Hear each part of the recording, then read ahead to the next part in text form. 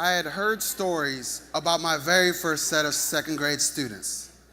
I had heard that they were among the worst at Aton Elementary School, that their previous teacher had left mid-year, and that these next 2 years ahead would be impossible. Was I scared? Yes, but I was up for the challenge. I come from Prince George's County, Maryland. And growing up, I was never truly inspired to continue education past high school until I was in the 10th grade when I went to my older brother's graduation.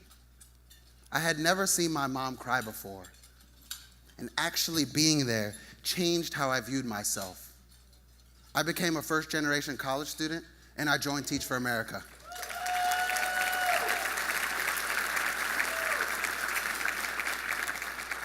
Now, prior to being in my class, most of my students hadn't even heard of college before, but they were old enough to see that my life was very different from theirs because I went to college. So I assigned all my students to different reading groups named after different colleges, and I sent them home with an acceptance letter. You've been accepted to Penn State, to Michigan State. These kids were so excited, y'all. They hung those letters up on their fridge, and they actually started to see something that they could work towards. My students knew I was getting my master's at Johns Hopkins, and they asked if they can come to my graduation. At first, I thought that we really wouldn't be able to make it work. But then I realized that they've been on this journey with me for these past 2 years. They deserve to see what completing college looks like.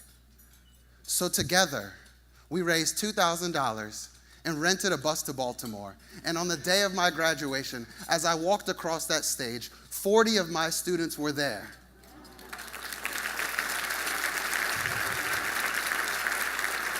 I had never heard kids cheer so loud in my entire life. They saw me hug my family. They saw my mom cry. They saw a room full of graduates who look just like them, my 3rd and 4th grade students, each wearing bright blue shirts saying, "I'm up next."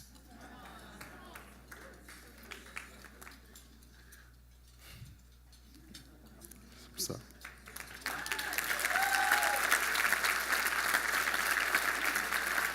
Most of my students had never attended a graduation before.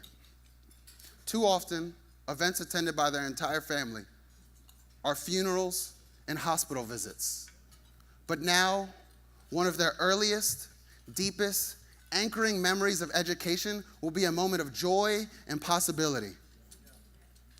My students have only been on this planet for 7 years, and it seems as though their future is already written out for them. I've had a student who's been hit by a drunk driver with no heat in their apartment. A student whose pregnant mother was lit on fire with gasoline. And I still have a 98% attendance rate because my students make sure they come to school every day.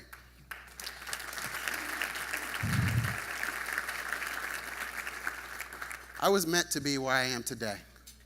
And I am where I am because of Teach for America. TFA has shown me that I can change how my students view themselves because my students are the most powerful, resilient, strong human beings that I have ever met.